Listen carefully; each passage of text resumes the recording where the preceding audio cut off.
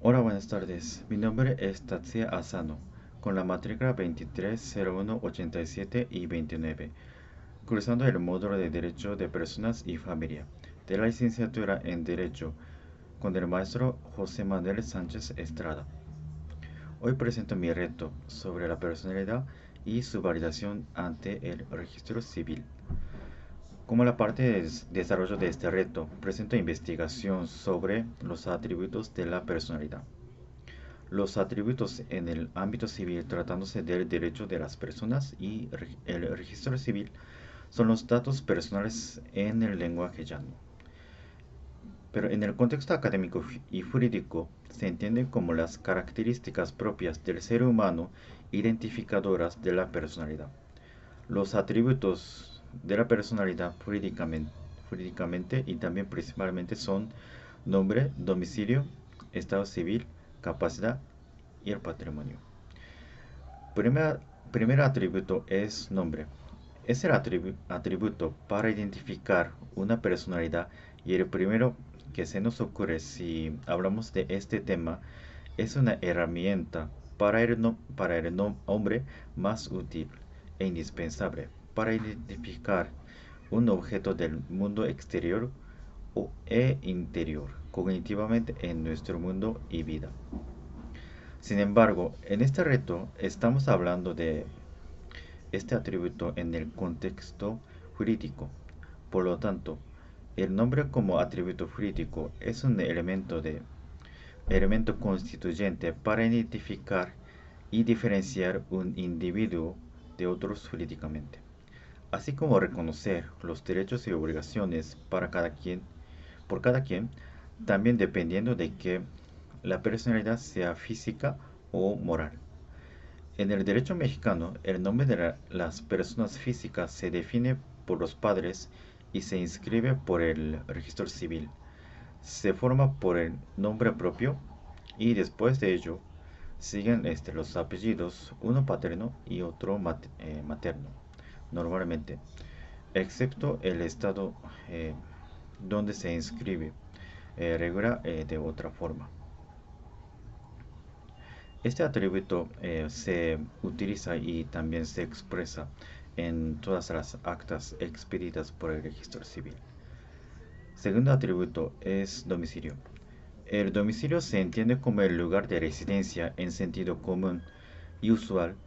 Sin embargo, en el contexto jurídico se entiende por el lugar donde se ubica la persona.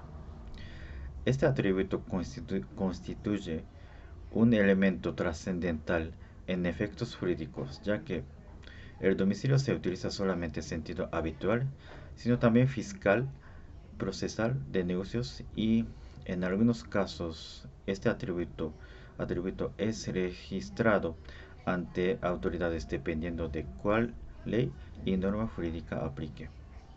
Igualmente este atributo aparece casi en todas las actas expedidas por el registro civil. Tercer atributo es el estado civil. Si hablamos de este término del estado de la personalidad, en el derecho civil se entiende por dos conceptos principalmente. Uno es el estado civil, lo cual se entiende comúnmente por cuestión si una persona si está casada, soltera, divorciada o, o viuda. Digamos que es el estado social y familiar de la persona pudiendo entender como el estatus ante la sociedad. Otro es el estado político. Si el estado civil es el estatus ante la sociedad, este es el estatus ante la nación, ya que en algunos casos la constitución y también las normas jurídicas tienen que tratar a la persona agrupando, por ejemplo, como la diferencia entre los nacionales o extranjeros y también la persona con capacidad plena o la persona incapacitada. Este se utiliza en el acta de matrimonio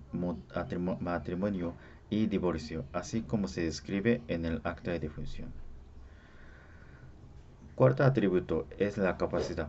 La capacidad es aptitud frente a los derechos y las obligaciones. Es un indicador para ver a qué derechos y obligaciones tiene una persona dependiendo de las características de la personalidad. La capacidad jurídica se divide en tres principalmente. La mayor parte de la capacidad de goce se obtiene por nacimiento, simplemente por ser humano, también para ser susceptible de derechos y obligaciones, así como se obtiene una parte al ser concebido sin nacer todavía. La capacidad de ejercicio es aptitud de usar derechos y obligaciones para celebrar actos jurídicos en su nombre, se obtiene por cumplir a la mayor edad. La capacidad en algunos casos determinados se merma como incapacidad, por ejemplo, eh, por causa de facultades mentales. Conclusión. Principalmente en la materia de derecho civil y en registro civil existen las siguientes actas. Actas de nacimiento, actas de matrimonio, acta de divorcio, acta de defunción. En cada una de las actas menciona el nombre y el domicilio. El estado civil aparece en dichas actas, excepto en la de nacimiento. En la de nacimiento solamente se expresa el estado civil de los padres. La capacidad como tal, su leyenda no aparece en las actas normalmente. O mejor dicho, la capacidad es la base para celebrar dichas actas. Es decir, se requiere la capacidad de ejercicio para contraer matrimonio y también disolver el mismo. Así como el acta de nacimiento indica el nacimiento de su capacidad y al contrario, el de defunción indica el fin de su capacidad.